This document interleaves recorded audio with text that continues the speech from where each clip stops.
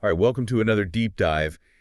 You know, Sun Tzu's Art of War, it's one of those things everyone's heard of, right? Definitely. But how many people have actually, dug into it? Right. Beyond the fortune cookie wisdom. Exactly. So we're going to get into that today. We're going deeper than just the famous quotes.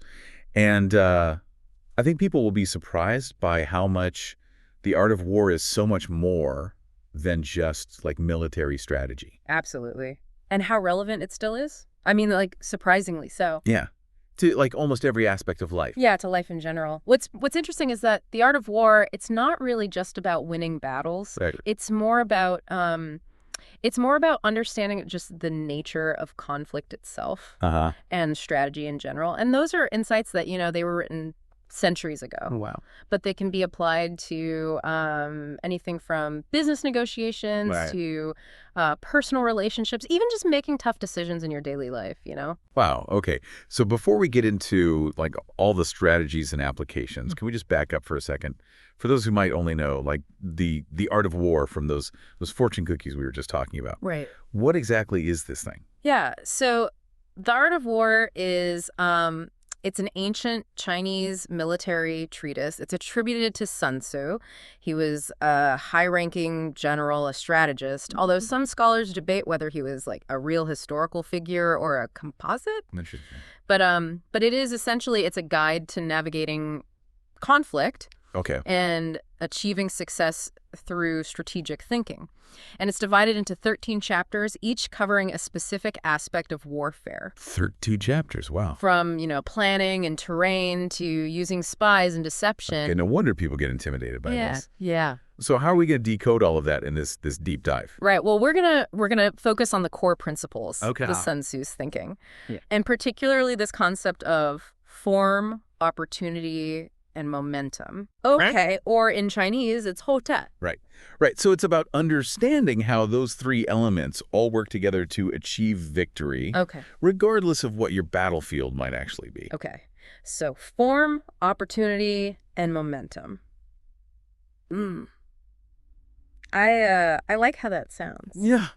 It's got like a very unstoppable force vibe. That's a great way to put it, because that's precisely what Sun Tzu was getting at. He believed that victory in any situation is ultimately determined by the relative strength of momentum. Okay. Not just brute force. So even if you have fewer resources, understanding how to leverage opportunity can create that winning momentum. Okay, I'm definitely intrigued now. Break this down for me. What exactly do these concepts mean? Form, opportunity, momentum. Sure. So form is you can think of it as like your tangible resources and your strengths. In a military context, that would be your army, your weapons, your supplies. But in, let's say, a business setting, that might be your company's expertise, Right. Financial resources, maybe brand reputation. Okay. So it's essentially what you bring to the table. Gotcha. So form it's like taking stock of what you've got, what you already have. Right. Okay. But what about opportunity? That seems a little like more abstract. It is. Opportunity is about timing and circumstance. Okay. But crucially, it's about exploiting weaknesses. Sun Tzu he likened opportunity to the flow of water. Really? It always seeks the path of least resistance. I see. So it's about recognizing those moments when the situation is ripe, for action. Yeah. When the window opens. So I mean, in a business sense, an opportunity might be like a competitor making a mistake. Or a new technology emerging that you can capitalize on. Exactly. Okay. Those are great examples. But here's where things get really interesting. And this is really the key to understanding, I think, Sun Tzu's brilliance. Momentum is created when you can skillfully combine your form with the right opportunity. Okay, so it's not enough to just have like the resources or even just to see an opportunity. Right. You have to know how to put those two things together in a way that creates like this unstoppable force, that momentum. Exactly. That's a great way to put it. You got it. Right. And that's really where Sun Tzu's 5 laws come into play. 5 laws. Yeah. Okay. So these are guidelines for strategic thinking, and they help you achieve that decisive victory. Yeah, okay. Through momentum. All right, 5 laws. I'm ready to take notes. Okay, Hit great. me with the first one. All right. So the first law is the law of decisive victory, which emphasizes that victory it's achieved through superior momentum, Okay. not necessarily superior strength. It's about skillfully combining Yeah. your form and your opportunity to generate this advantage. Yeah. Can overcome even, a seemingly stronger opponent. So even if you have less form, you can still win Potentially, yes. if you master opportunity Yes. and generate greater momentum. Mm-hmm. Okay. I'm starting to see how this could apply to just so many different situations. Yeah. It's not just war. It's really broadly applicable. That's exactly the point. Sun Tzu understood that, a smaller, more agile force could defeat a larger one, a Right. less Wow. adaptable one, by leveraging timing and circumstance. It's about outmaneuvering your opponent, Okay. not just overpowering them. Okay. This is making me rethink every underdog story I've ever heard. Right. Okay. Give me the second law. Okay. The second law is the law of extraordinary and orthodox. Extraordinary and orthodox. Which is about using both conventional and unconventional tactics Okay. to create an unpredictable advantage. And this ties directly back to form and opportunity. Okay, hold on. I need to wrap my head around this. Sure. Can you give me an example? Yeah, absolutely. Imagine a company launching a new product. Okay. So their form is their existing expertise, the marketing budget, those sorts of things. Hmm. The orthodox approach might be like a traditional ad campaign, Okay, yeah. But to really gain momentum, they might also employ some extraordinary tactics. So things like, maybe partnering with influencers online. Right. Or creating some kind of viral marketing stunt. Okay. So it's something, unexpected. So it's like keeping your opponent guessing. Exactly. Mixing up your approach. Okay. I could see how that would be like super effective in a negotiation too. Yeah. What about the third law? Okay, so the third law is the law of disruption and establishment. Disruption and establishment. Which is all about disrupting your opponent's opportunities. Okay. While creating your own. Right. And think of it like a seesaw. When one side goes down, the other goes up. So you're not just defending your own position, you're actively trying to weaken your opponents. This sounds a little ruthless. It can be, but it's more about strategic maneuvering. Okay. So, let's say you're applying for a job. Okay. You've got your form, right? You've got your skills and experience. Yeah. But to really create some momentum, you might, do some research, look into the other candidates, right. and find ways to highlight how, your qualifications exceed theirs. Wow. So you're, in a way, you're disrupting their opportunity while establishing your own. Wow. I never thought of it that way. Okay, I'm ready for law number 4. Right. So law number 4 is the law of preemptive victory. Preemptive victory. Which really emphasizes securing victory before you even engage in direct conflict. Whoa. It kind of echoes that famous quote, "Every battle is won before it is fought." Right. Right. So it's all about preparation and anticipation. Exactly. Yeah. This law really emphasizes understanding the situation. Understanding yourself and understanding your opponent to achieve that advantageous position before anything even begins. So like failing to plan is planning to fail. You got it. Yeah, that's a great way to think about it. Okay, I can definitely see how that applies to, well, like we said, everything. Yeah. Okay. Bring on the 5th and final law. All right. The 5th law is the law of complete contention. Complete contention. Which is all about achieving victory without any actual fighting. Wait, what? How is that even possible? Isn't the art of war about, war, fighting? Right. That's a great question. It is. But Sun Tzu, he recognized that the highest form of victory, it's achieved by subduing the enemy without any bloodshed. Wow. Preserving your own resources, minimizing harm. Okay. So this would involve things like negotiation, diplomacy, even what we might call psychological warfare. Wow. It's achieving your objectives through influence and persuasion. So it's like winning a debate without having to raise your voice. Exactly. Or getting your way in a negotiation by really understanding, like, the other person's needs. Yes. and finding a solution that works for everyone. That's exactly it. Okay. Yeah, so it's about finding those win-win situations Yeah. and achieving your goals through strategic maneuvering, Right, right. not brute force. Wow. Okay. My mind is officially blown. But I need, like, some concrete examples here. Sure. How do these laws actually play out All right. in real life? Can you give me some historical examples Yeah, to illustrate what you mean? absolutely. Let's look at the story of Tianji's horses. Welcome back. We've been talking about Sun Tzu, The Art of War, and how it's like this deep well of wisdom.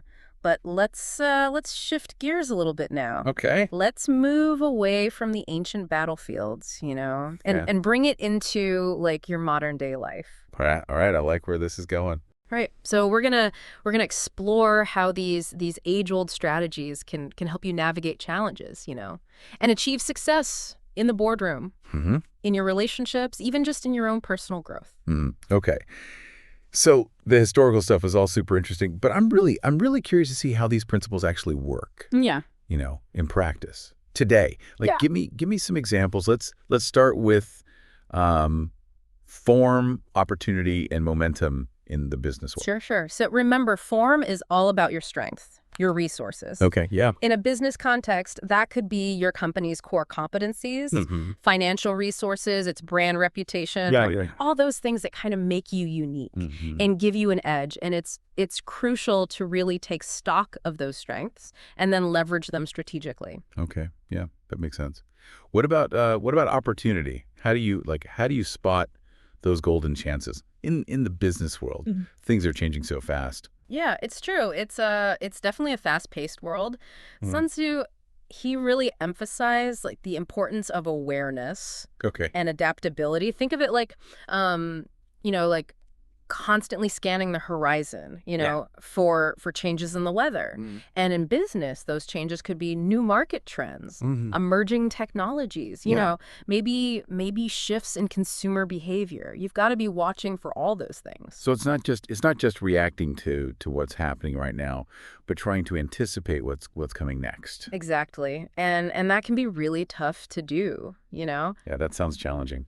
It's not easy, but it's essential, I think, for staying ahead. Remember that law of preemptive victory? Yeah. It's all about securing victory before the battle even begins, Right. right? And business, that means, doing your research, analyzing the market, and then trying to anticipate potential challenges, Right. so you can position yourself for success. Yeah. Yeah, it's like that saying the best defense is a good offense. Right. Yeah. That's a good way to put it. Okay, so let's say, you've assessed your form. Mm-hmm. You're keeping an eye out for opportunities. Yeah. How do you actually create that momentum? Right. That's where really smart strategic decision making comes in. Okay. Remember the law of decisive victory. It's about focusing your efforts, right, on those actions that are really going to generate the most impact. Okay. So in the business world, this could mean launching a product that perfectly meets this like newly emerging need in the market. Right. Or maybe forming a strategic partnership that gives you access to a new market that you didn't have before. Okay. That kind of thing. So it's not just about working hard, it's about working smart. Yeah, that's a great way to put it. Yeah, you gotta work smart, but choosing your battles, right? Right. And focusing your energy where it's really gonna make the biggest difference. Okay, yeah, maximizing your impact, basically. Yeah, precisely. Yeah, that's really it. Aligning your strengths Right. Yeah. with the right opportunities at the right time. I always think of it like it's like a surfer waiting for the perfect wave. They don't just like paddle out randomly. Right. They study the currents, they watch for patterns. Right. And then when that perfect wave comes along, they ride it all the way to shore. I love that analogy. Okay. Okay, so we've covered form, opportunity, momentum, but what about those 5 laws? How do they actually help us make better decisions in the real world of business? Sure. Well, let's take the law of extraordinary and orthodox, for example. Okay. In business, this could mean finding a balance between proven methods Right. and innovative approaches. So maybe you're a company with a strong tradition of quality, right? Right. But you also want to be seen as cutting edge and disruptive. Yeah. You want both. Okay. Right. So you might stick with those traditional methods, for your core products, Mm. but then launch this new line that's totally unexpected, pushes the boundaries, Okay. that kind of thing. So you keep your competitors guessing. Exactly. Yeah. That's how you stay relevant, right? In a world that's constantly evolving. Mm-hmm. Mm-hmm. And this can apply to your own career too, Right. Like maybe you're known for your reliability, your attention to detail, but you also want to, demonstrate some creativity and a willingness to take some risks. Right. So, you might volunteer for a challenging new project. Right. Or find a way to like bring a fresh perspective to like a routine task. That's exactly how you create momentum, Okay. in your career. Now, think about the law of disruption and establishment. Okay. In a competitive business landscape, it's not enough to just focus on your own success. You also need to be aware of what your competitors are doing, right? Right. Right. And find ways to disrupt their strategies. Okay. This is where it starts to feel a little cutthroat. It can, but how do you disrupt someone's strategy without resorting to like sabotage or something like that? Right. You don't want to be unethical about it. It's about being strategic. Okay. So let's say a competitor is focusing on a particular market segment, right? Mm-hmm. You might find a way to offer a similar product or service, but target a slightly different niche, Mm. one that they've overlooked, Okay. or maybe, identify their weaknesses Right. and capitalize on those, that kind of thing. So you're not necessarily trying to like destroy them, but you're trying to create advantages for yourself. It's like a game of chess, Yeah, right? yeah. Every move you make has to be calculated. That's a great analogy. Yeah. It really is. Yeah. And remember, this applies to personal relationships as well. Right. Yeah, it's not about trying to, win against your partner or your friends, but about recognizing, potential conflicts and then addressing them before they escalate. Okay. So if you know your partner gets like stressed about finances, for example, Mm-hmm. you might proactively talk about like creating a budget together Exactly. instead of waiting for like an argument to erupt. That's a great example. Yeah, you're disrupting the potential for conflict, right? By establishing this plan that works for both of you. Right. Being proactive, anticipating those moments where things could go wrong. Right. Okay, I'm starting to see how these principles can really be applied to like so many different aspects of life. Yeah. It's really fascinating. But what about that? What about the law of complete contention? That one still seems a little mysterious to me. How do you achieve like victory without a fight in a world that often feels like so competitive? That's a great question. Sun Tzu, he really believed that the highest form of victory Mm-hmm. is achieved through diplomacy, negotiation, and finding those win-win solutions that you were talking about before. Okay. So in a business context, this could mean forming strategic alliances, maybe collaborating with competitors on joint ventures, Right. or resolving disputes through mediation Right. rather than litigation, going to court. So it's about recognizing that sometimes cooperation can be more beneficial than competition. Exactly. And this applies to personal relationships too, It's okay. Think about how much conflict could be avoided if we just focused on understanding each other's needs, Right. and finding solutions that worked for everyone involved. Yeah, yeah. Like that saying, you catch more flies with honey than with vinegar. Yeah. That's a good one. Yeah, exactly. It's about finding ways to work together Right. rather than against each other. Okay. Okay. So that's what Sun Tzu was getting at with Yeah. this law of complete contention. Yeah, I think so. It's about recognizing that that sometimes the best way to achieve your goals Mm-hmm. Yeah. is to find common ground, Right. and build bridges instead of burning them. This is also fascinating. Yeah. I feel like I'm starting to see the world through like a whole new lens. That's great. That's what we're hoping for. Yeah. Yeah. But I need to see how this actually plays out in real life. Yeah. Can you give me some examples of how people are using these principles to achieve like incredible things today? Absolutely. Let's take a look at the story of Steve Jobs, for example. Okay, so we've been talking about Sun Tzu and the art of war and how it's not just about, ancient battles, Right. but how these principles can be applied to business, to To relationship, life. to life. Yeah. Now I'm ready for like the real life stuff. Can you give me some examples of people who are using these strategies to achieve amazing things today? Yeah, absolutely. And you might be surprised at who we can learn from. Okay. Let's start with someone you probably wouldn't associate with the art of war, Oprah Winfrey. Oprah. Okay. All right. I'm intrigued. Right. She's obviously like incredibly successful, but I don't usually think of her as like this, strategic mastermind. That's where Sun Tzu's wisdom can be so subtle, Right. but so powerful. Mm-hmm. Oprah's success, you can really attribute it in part to her mastery of the law of complete contention. Okay. She's built this empire on empathy, connection, Right. and empowering others. I can see that, yeah, she's all about like creating a sense of community and fostering open dialogue and finding common ground. Exactly. And she's achieved that, Right. by consistently choosing collaboration over conflict, understanding that true power lies in building bridges, not burning them, Right. Think about like her approach to interviewing guests, Sure. even those with whom she might disagree. Mm-hmm. She listens intently, she seeks to understand their perspective, Right. and finds ways to connect on this human level. That's a really interesting point. Yeah. It's like she's disarming people with kindness Mm-hmm. and understanding rather Yeah. than, trying to dominate the conversation. Exactly, and that's really a core principle, I think, of the law of complete contention.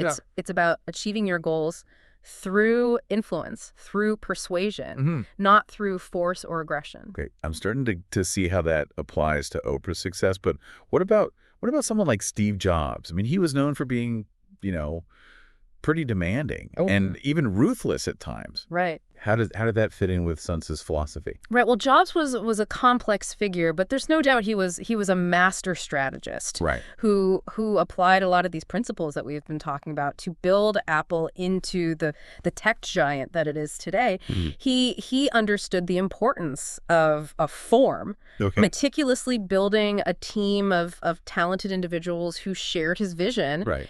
And then just relentlessly focusing on Apple's core strengths, which are, design, innovation, and user friendliness. So he built a strong foundation, Yeah. just like a general would assemble a powerful army, right? Exactly. Yeah.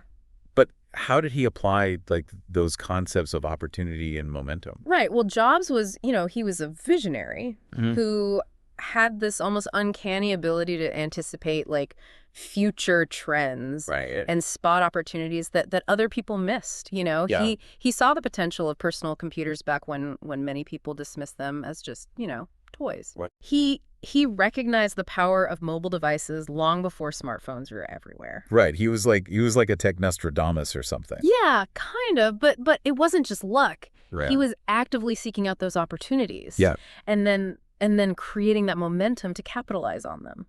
So remember the law of disruption and establishment. Yeah. He was a master at that, right? Mhm. Revolutionizing the music industry with the iPod, transforming the way we communicate with the iPhone. Exactly. He understood that to create lasting momentum, you have to constantly innovate and push the boundaries of what's possible. Yeah. He was playing chess while everyone else was playing checkers. Just like Yeah, that's a great way to put it. He was always thinking a few steps ahead, right. anticipating his opponent's moves and finding ways to outmaneuver them. And this highlights another key principle of Sun Tzu, right? Yeah. Adaptability. Yeah. The business world, the world in general is constantly changing. And just like on a battlefield, you need to be able to adjust your strategy. Yeah, you got to be able to pivot. Yeah, to stay ahead of the game. Absolutely.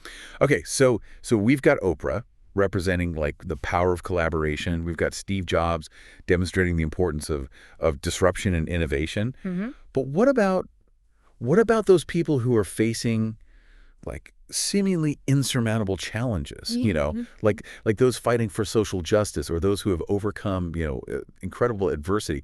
How can Sun Tzu's wisdom help them? That's a great question.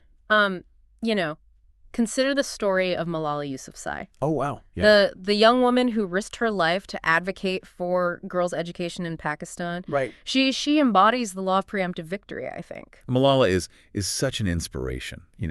She knew the risks. She knew she was putting herself in danger, but she was just so determined to fight for what she believed in. Absolutely. And she did it strategically, She planned her actions meticulously. She built a network of supporters. She prepared herself mentally and emotionally for the challenges that she knew she was going to face. Right.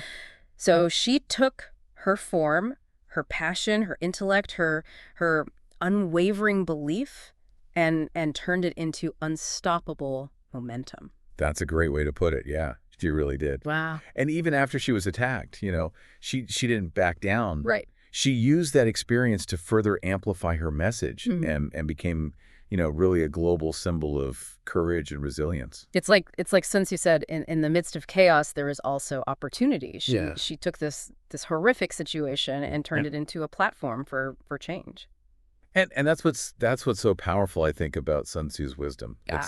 It's not just about, winning battles or achieving material success. It's about understanding the dynamics of power and strategy in every aspect of life. Right. It's about learning to navigate challenges, to seize opportunities, and to create that momentum to achieve your goals, whatever those goals may be.